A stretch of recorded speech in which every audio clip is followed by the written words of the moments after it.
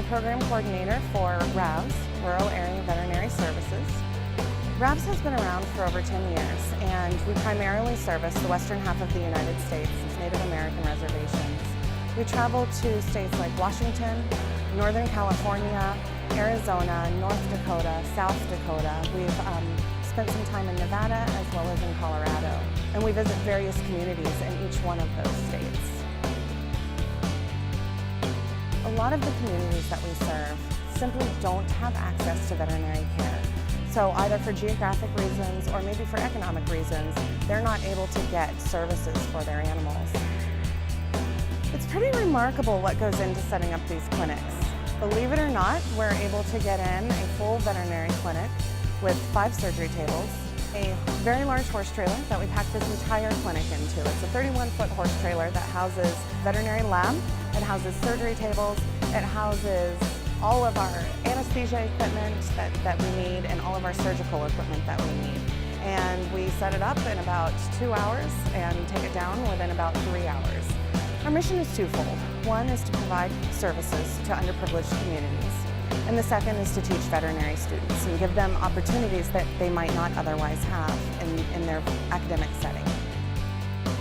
When the day starts, oftentimes the community is up and rolling before we even are.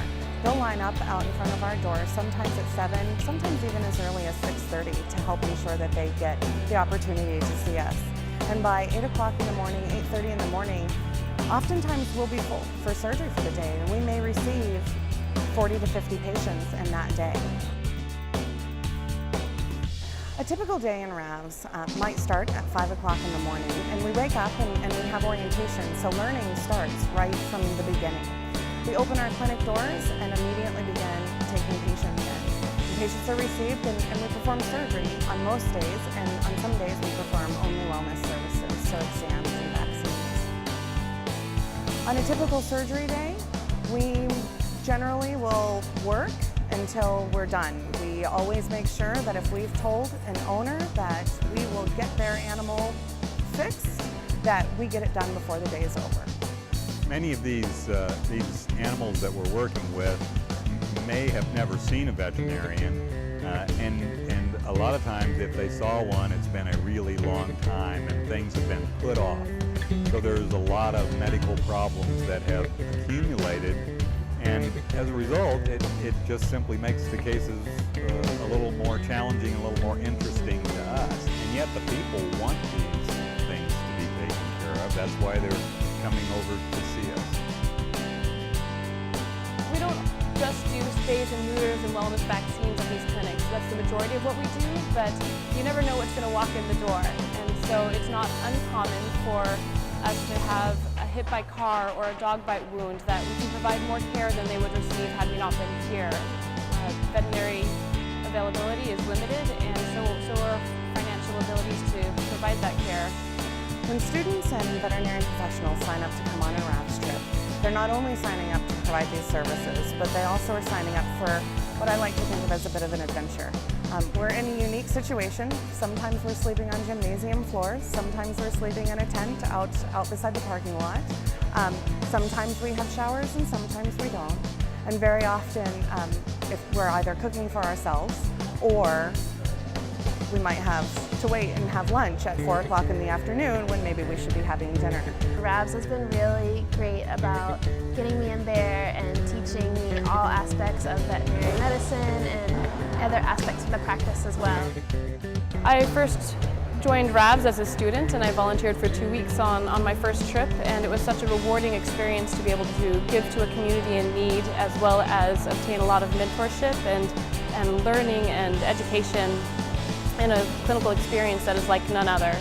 And it wasn't a month later before I came back and begged my way onto another trip the next month, and again the following year. And after I graduated, I couldn't wait to come back as a doctor and give back to this organization and the communities that I'd seen and worked at. I came on this RAVS trip because at school they always spend 80 hours a week packing our heads full of knowledge, and we don't get to do anything with it. And now I do.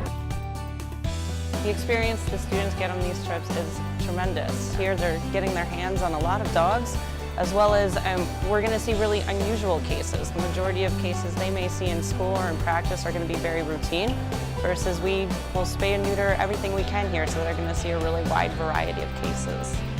They're first shown how to do things, and then they get the opportunity to almost immediately do those very same things themselves. And you get to do the surgery, the anesthesia, and learning to do physical exams all together.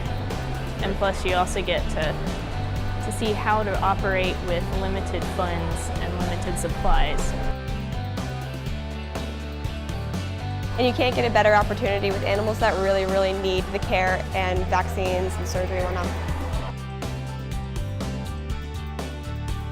I really love helping the animals that are just born into less fortunate situations, making sure they can get the basic care that every animal deserves. And just very second to that is helping the veterinary students gain confidence in the basic physical exams and surgeries that they'll be performing every day once they're licensed. The best part of this trip definitely is kind of the reminder of the link of veterinary medicine with people. Obviously that we're working with animals, but that in all types of veterinary medicine there's that very, very strong link to people. So working with the community here has definitely been a great reminder of that.